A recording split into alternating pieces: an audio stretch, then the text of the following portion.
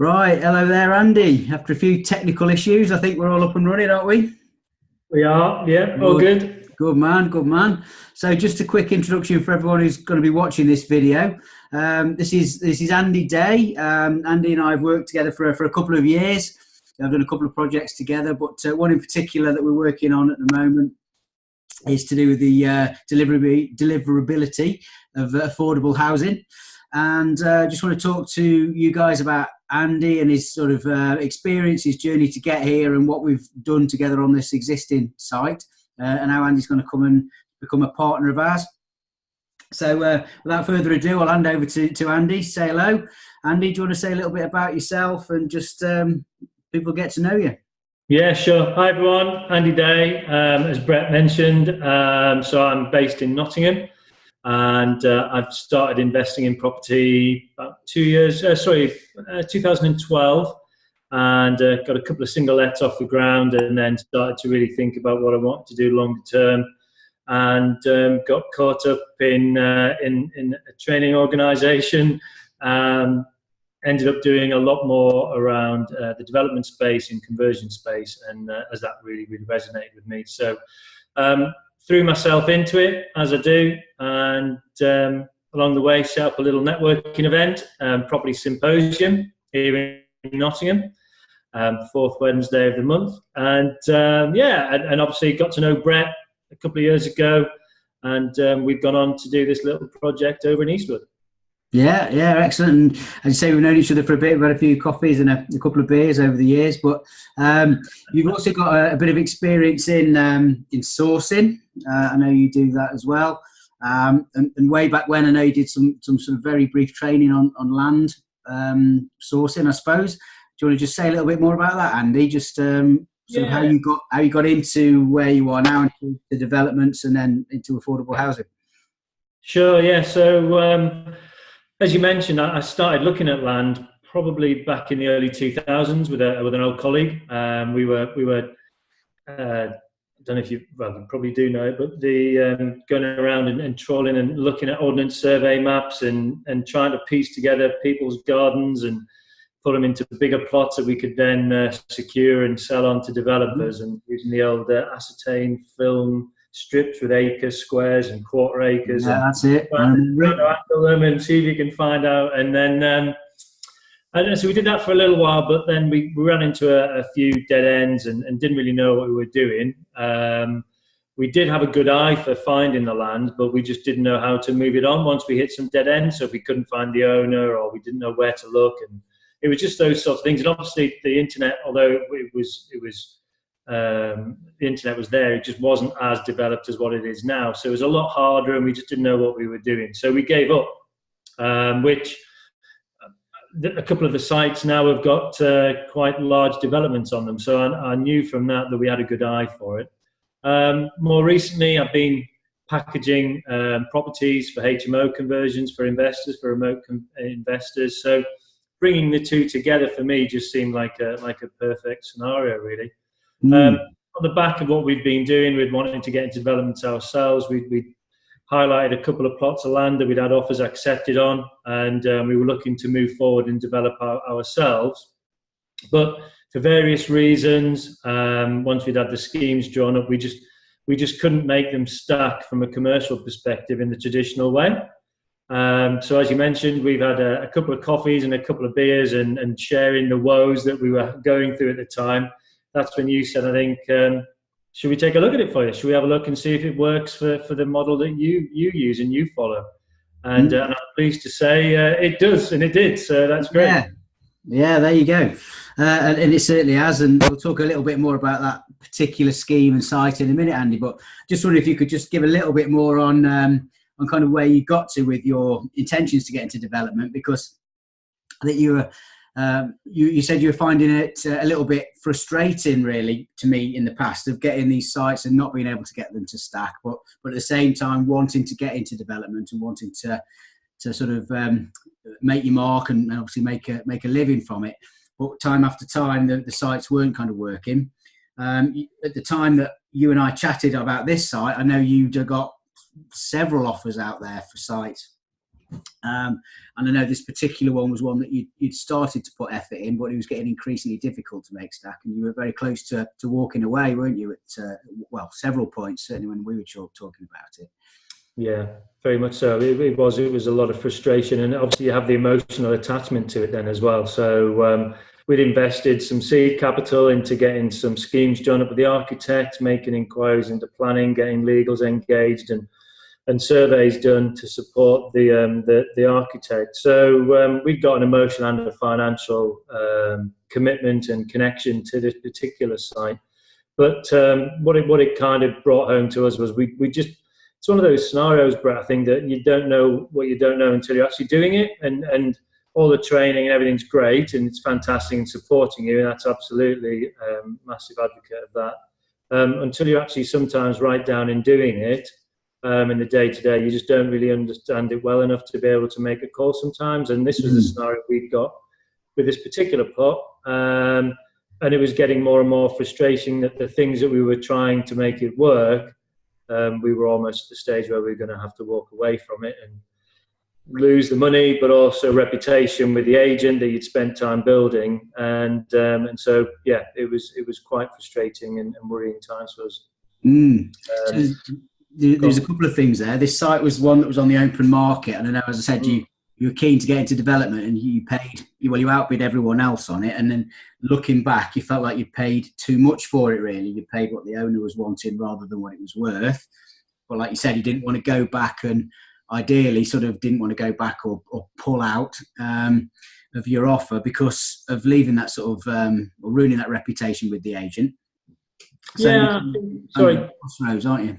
Yeah, and it was also as well. The vendor was a local agent. Sorry, it was a local authority here. So there was also, they were quite tied with what they could actually. Their hands were tied by committee as to what they could offer and could accept as offers as well. So it was almost like a perfect storm for us in that we not being able to make it work really, obviously based on the knowledge and experience that we had. And I hold my hands up. Obviously, if it came in now, I'd treat it totally different, and we'd be looking at it very, very differently. But at the time, we just didn't know that how best to go about it, really. Yeah, which is understandable. Yeah, but we did have that chat, and we got to appraise the site, and glad we could do something with it. And just for the people who are watching the video, the reason that we can do things and make things work where you perhaps can't is because we've got no involvement with the bank, we've got no lending.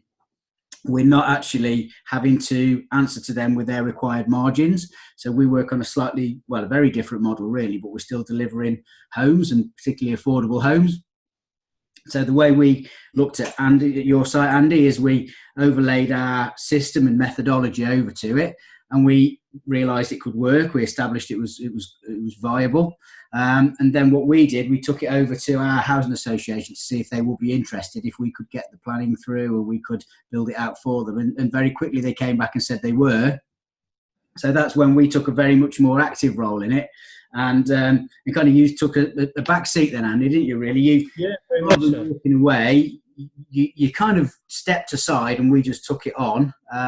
So you were able to maintain that relationship and sort of a reputation really with the agent, but we kind of did the legwork from there. So again, if you wouldn't mind, you got to, what kind of involvement did you have after we stepped in, really?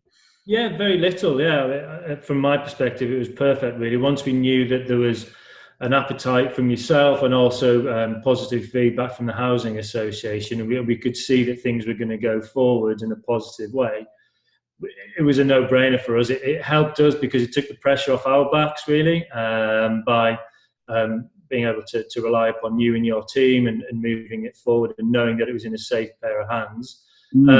And it allowed us to focus on other areas of the business that were taking more and more time at the time. So it was ideal for us really. It was almost like we'd extended our power team so that you were part of that really. But obviously it's not quite the same, but that was kind of how it felt, in that we were relying upon our trusted expert to take things forward and to move the site forward for us. So it was perfect. And it worked for us because we can plug it into our system, our methodology, and our team, as you say, and that's what we're showing other people to do exactly the same, to set up their own teams, or equally they can plug into ours. And then we went with it from there. And 16 weeks after submission, we've well, a couple of weeks ago now, we've had full approval for the first scheme that we submitted. So we had challenges through planning that you always do, but a lot less, and it certainly hasn't been refused or gone to appeal or what have you. So we've got it through fairly quickly, and as you know, we've been able to discharge conditions along the way. So we're going to be looking to start on site in a couple of weeks. So I suppose, interestingly, that's when we'll receive our payment, and Andy, you'll receive yours as well. So we're not having to wait in any kind of build program. We're not taking the risks of any lending. So we're very close to getting paid out on that, and kind of on to the next, really. So which is fantastic. I mean, from my perspective, and part of the reason why I'm wanting to work with you going forward, obviously seeing this firsthand now, and obviously we'd spoken about what you did previously, but I never really appreciated the sort of intricacies of it and how it all comes together. So now having that experience and seeing what at the end of it, effectively building affordable housing and social housing, I think is a massive bonus, and yeah, it's really got me excited about doing some more in the future. Yeah, I think so, and yeah, just for everyone at home, we've done all of the day-to-day, so to speak, moving forward, but we've always kept you in the loop, and that kind of learning process while you've been kept in the loop, as you say, it's piqued some interest, I think, and you're looking, well, yeah. You're going to be a regional partner over in Lincolnshire. Yep, looking forward to it. They'll be good, yeah, absolutely. So you'll be doing more of your own sites like this, and maybe even, we'll see how it goes, but plug into what we do going forwards as well. Equally, we can do some more JVs together. A little bit on how it was structured with this particular site, just for everyone at home. Yeah. With this particular site, you'd had an offer accepted, and you did some very early surveys, hadn't you, topos and things like that. So in order for it to work for everybody, instead of us giving you the 2.5% industry average finder's fee, we're able to give you a much more sizable fee in this. Even though you paid quite a high figure, looking back from a commercial development point of view, private development point of view, we could still add to that considerably to give you a decent profit out of it, and still make our own business profits along the way. And that's why our model works. And I think now you've seen that, it's kind of opened your eyes to perhaps do things a little bit differently. And we've de-risked property development in many ways, and it's much more scalable as well. Massively, yeah, absolutely. That was exactly it, Brett. And I know you're really busy, Andy, not only your network, you've got other stuff going on. And I just wonder if you're able to say a little bit about what hours you're planning to put into your business, so to speak, or this part of your business. Yeah. That was another great appeal of working with yourself and using this method. Really, it was I kind of realised that I want to build a lifestyle and a business around the lifestyle that I want to lead long term. Lots and lots of different projects and things happening for me personally at the moment, and I needed to have something that was going to be able to work around them and work with them. So I was looking for something that I could do remotely, primarily, something that I could do from the laptop or the phone if I chose to, provide a decent Wi-Fi connection. I could get access to things that I needed to move things forward, but also had to be part-time, certainly initially. So 10 to 15 hours a week was something that I was looking for, and recognising obviously that the more time I put into it, the greater the returns. That's just natural. But what I wanted was something that I could see was moving forward, getting me maybe in a bit, maybe not as intensive way to where I want it to be, and this is why this model absolutely works for me in those respects. Yeah, I think you touched on something there, and it's definitely, it's like any part of life. The more you put in, the more you get out. If you wanted to take this and really push it, you could make an incredible business out of it in a region. But equally, you can keep it more modest and have a strong, sustainable business around your lifestyle. You and I know we share similar values in sort of family and sort of getting that balance with work and life. So with a team that you can quite quickly establish, sharing of the workload, you can really set something up that doesn't take over your life. That's for definite. Yeah. So, I know that's where we're headed. So, yeah, just want to say thanks for hopping on, Andy, really. Thanks for your time with everything today, and looking forward to getting this one wrapped up and then on to the next. Yep, brilliant. No, thanks for having me. Look forward to it. I know you've got a pipeline of other things you're looking at already. Yeah. Things that you're finishing off, other sites. So glad to see how that comes off. So if anyone wants to hop over to the symposium, what's the day again, Andy? The 4th Wednesday of the month. Thanks, Brett. Appreciate the plug. If anyone wants to reach out and contact me, just DM me on Facebook. Or if you go to our website, www.oxygenprojects.co.uk, contact us form there. We'll catch up one way or another. Or if I see you at any networking events, or I might even be at the symposium, come and say hello. Well, thanks again, Andy. Good to see you. Thanks, Brett. And we'll speak to you, I'm sure. Okay. Cheers. Thanks, everyone. Bye.